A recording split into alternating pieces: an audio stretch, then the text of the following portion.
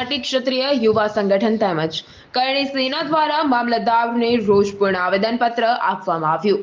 પરસોત્તમ રૂપાલા વિરુદ્ધ રેલી રૂપે સૂત્રોચ્ચાર કરી આવેદનપત્ર અપાયું। રૂપાલાના વિવાદાસ્પદ નિવેદનનો માળિયા હાટીના તાલુકામાં વિરોધનો વંટોળ। જૂનાગઢ બેઠક પર રઘુવંશી સમાજ બાદ હાટી ક્ષત્રિય યુવા સંગઠન તેમજ કરણી સેના લાલ ઘૂમ નજરે ચડી। રૂપાલાની ટિકિટ રદ કરવા મામલે હાટી ક્ષત્રિય યુવા સંગઠન તેમજ માળિયા હાટીના કરણી સેના દ્વારા આવેદનપત્ર આપવામાં આવ્યું। લોકસભાના ઉમેદવાર પરસોત્તમ રૂપાલાએ ક્ષત્રિય સમાજ વિશે કરેલી ટિપ્પણીનો વિરોધ માળિયા હાટીના તાલુકામાં પણ પહોંચ્યો। હાટી ક્ષત્રિય યુવા સંગઠન તેમજ માળિયા હાટીના કરણી સેના આગેવાનો દ્વારા પુરુષોત્તમ રૂપાલાએ કરેલી અભદ્ર ટિપ્પણી મામલે રોષ વ્યક્ત કર્યો। રાજકોટની બેઠક પર પરસોત્તમ રૂપાલાની ટિકિટ રદ કરવાની માંગ સાથે માળિયા હાટીના મામલતદારને આવેદનપત્ર પણ આપવામાં આવ્યું।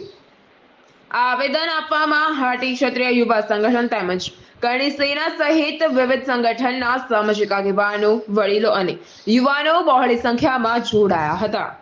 મારી હાટીના આજે તમે મામલતદાર સાહેબને જે રાજપૂત સમાજ વિશે હિન્દ કક્ષાએ ભાષાનો ઉપયોગ કરવામાં આવેલો છે અને ક્યાંક ક્યાંક ક્ષત્રિય સમાજ વિરોધી છબી બનાવેલી છે એવા રાજકોટના ઉમેદવાર રૂપાલા, જેમણે ક્ષત્રિય સમાજ વિશે ક્યારેય પણ કોઈ પણ ઇતિહાસમાં કોઈ એટલું નિમ્ન કક્ષાનું કે નિમ્ન કક્ષાનું કોઈ ન બોલી શકે, તેનાથી પણ વિશેષ ખૂબ ખરાબ ભાષાની અંદર રાજપૂત સમાજને અપમાનિત કરવામાં આવ્યો છે। એની વિરુદ્ધની અંદર અમે આજે મામલતદાર સાહેબને આવેદનપત્ર આપ્યું છે।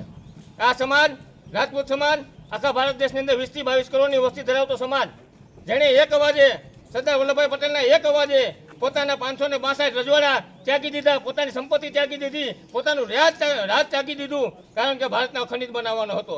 એવા ઉજ્જવળ ભવિષ્ય ધરાવતા રાજપૂત સમાજ વિશે કોઈ અમારી બેન દીકરીઓ વિશે આવી હલકટ કક્ષાની ભાષાનો ઉપયોગ કરશે તો તેની સામે રાજપૂત સમાજ આક્રમક થવાનો છે, થઈ રહ્યો છે, હજી પણ થશે।